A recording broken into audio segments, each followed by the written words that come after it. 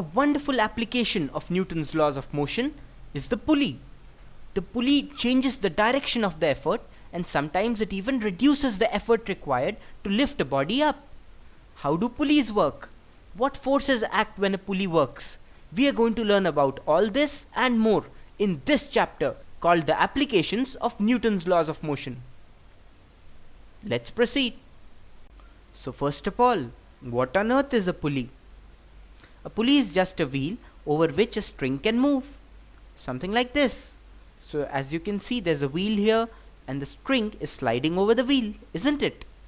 If the wheel is fixed, the pulley is called a fixed pulley.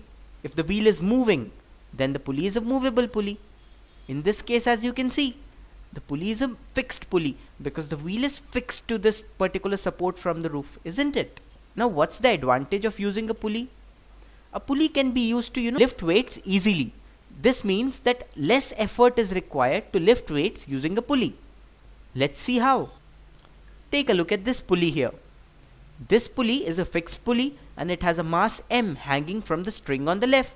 We in this case want to lift the mass M up by pulling the string on the right downwards. So we apply a force F on the string downwards, and as we do so, the mass M gets lifted up. How has our effort been reduced in this case? Has it been reduced at all? If you draw the free body diagram of the mass M, you will see that a tension force T acts upwards on this mass and the gravitational force mg acts downwards, isn't it? So T equal to mg. If you draw the free body diagram of the point on the string where we are applying the force, you will see that F minus T equal to 0, isn't it? We are here assuming that there is no acceleration in the pulley, that we are pulling this mass up slowly with constant velocity.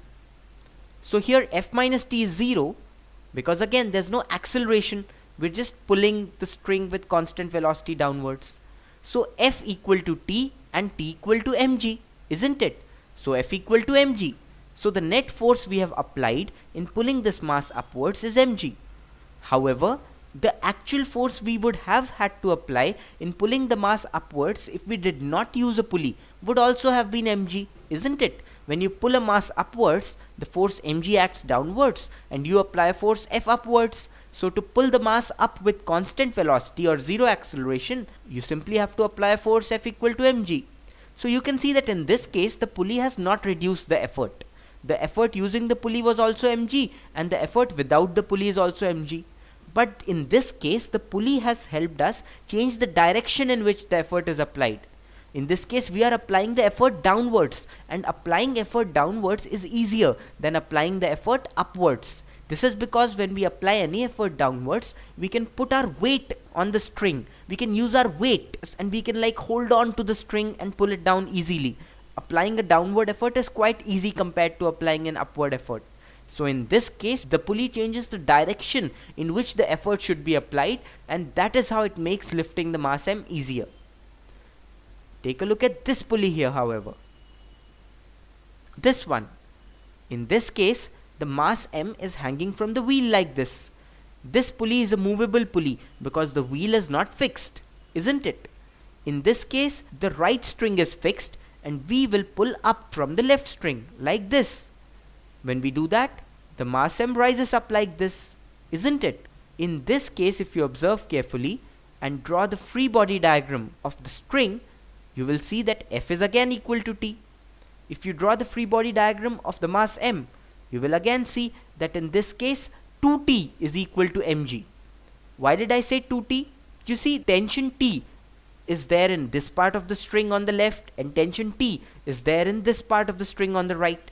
If you apply F equal to ma at this juncture where the two strings are meeting this third string, you will see that 2T acts upwards and the tension of the third string acts downwards, and since the net acceleration is 0, 2T is equal to the tension of the third string.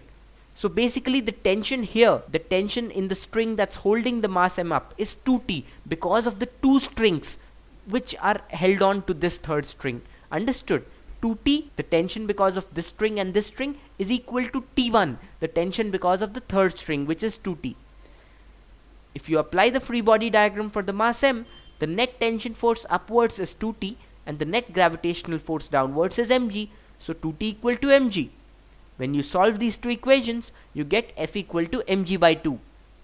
We already know that if we simply pull a mass m upwards, the net force required is mg. So in this particular case, the pulley is halving the force required to pull the mass m upwards, isn't it? We are applying the force upwards in this case also, but in this case, the force required is half of what the force required would be if you simply lift the mass m upwards with your hand. So there you go. In this case, the pulley is reducing the effort.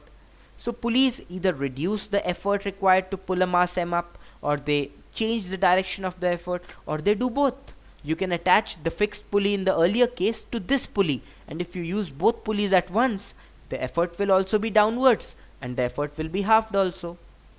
So that's how pulleys are useful. They reduce the effort required.